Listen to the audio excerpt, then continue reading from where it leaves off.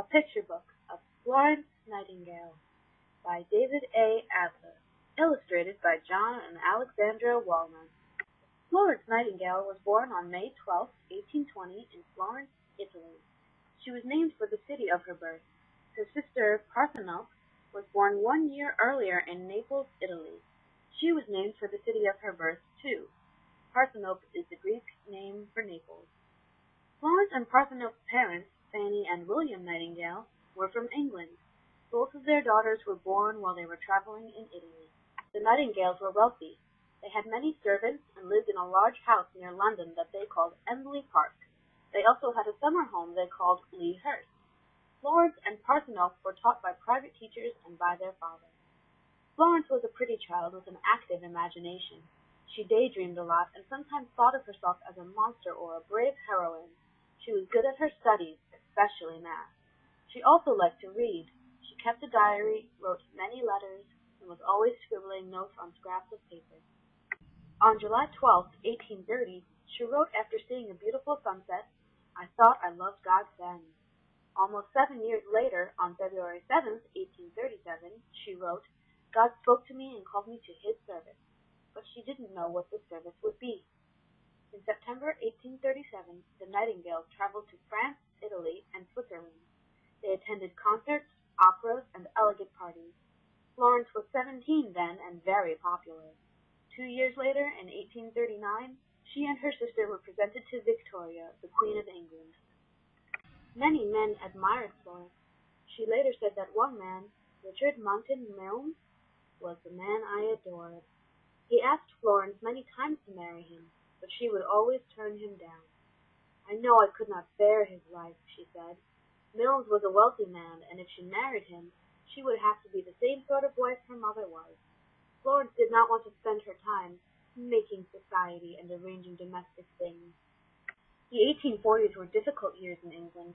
People were hungry. Hospitals and prisons were crowded. Florence visited the poor. She brought them food, clothing, and medicine. She helped the sick. In 1844, at the age of 24, Florence decided her call was to work in a hospital, to be a nurse. "This was God's work for me," she wrote. In December 1845, she told this to her parents. Hospitals then were dirty and smelly. Patients drank whiskey to relieve their pain. Many nurses drank, too. They knew very little about diseases. They were mostly servants who washed the sick and cooked for them.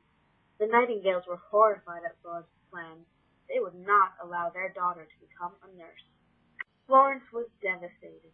She became depressed and didn't sleep. She lost weight. On December 5, 1845, she wrote in a letter, "I am dust and nothing, worse than nothing. This morning I felt as if my soul would pass away in tears." But Florence did not give up her dream. Finally, in June 1851, her parents agreed to let her study nursing in Kaiserswerth, Germany. She was 31 years old, and at last she was beginning her life's work. Early in 1853, Florence went to Paris, France. There she visited hospitals and watched doctors at work. Later that year, she was made the superintendent of the Institution for the Care of Sick Gentlewomen, a small women's hospital in London. Florence made sure that the hospital was clean. She insisted that it be open to anyone needing care, not just the members of the Church of England. In 1854, England joined in the Crimean War against Russia. There were not enough hospital beds or doctors for the sick and injured English soldiers. There were no candles, bandages, or nurses. On October 15, 1854, the Secretary at War asked Florence Nightingale to select a group of nurses and take them to the Crimea. Within 1 week, she was on her way. Florence was shocked when she arrived at Scutari, Turkey. The hospital was swarming with fleas and rats.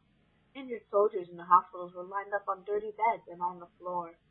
Florence and the nurses cleaned the hospitals, prepared better food, and cared for the sick.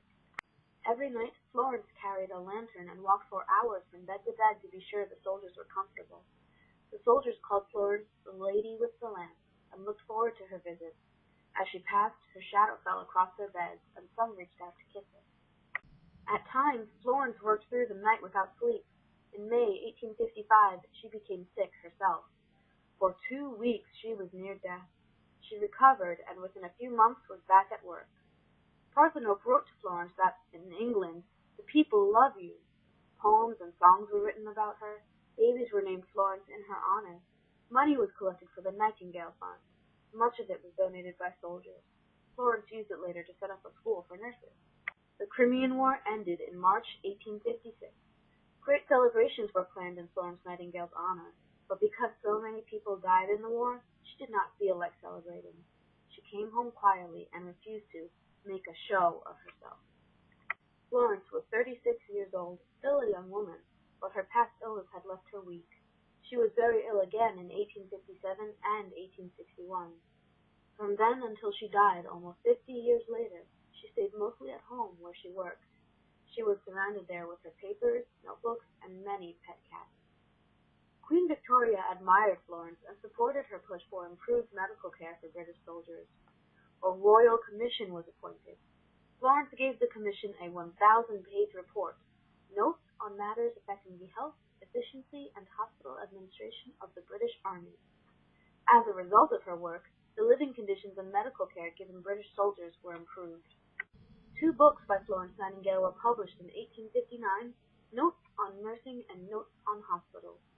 2 years later, in 1861, she advised the United States Secretary of War on setting up army hospitals for those injured in the American Civil War. She also advised on improving health conditions in India. In 1860, the Nightingale Training School for Nurses was opened in London. Many of Florence's well-trained nurses, called Nightingales, came for her blessing before they began their work. If a Nightingale was sent to some far-off place, Florence sent flowers there to greet the nurse when she arrived. Nursing schools following the example of the Nightingale School were established in Europe and America. In 1907, at the age of 87, Florence Nightingale was awarded the Order of Merit by King Edward VII of England. She was the first woman to win the award. On August 13, 1910, at the age of 90, Florence Nightingale died quietly in her sleep, but her life's work has survived. She helped make hospitals clean and efficient. She helped make nursing an important, respected profession. Florence Nightingale helped change the world around her into a better, more caring place.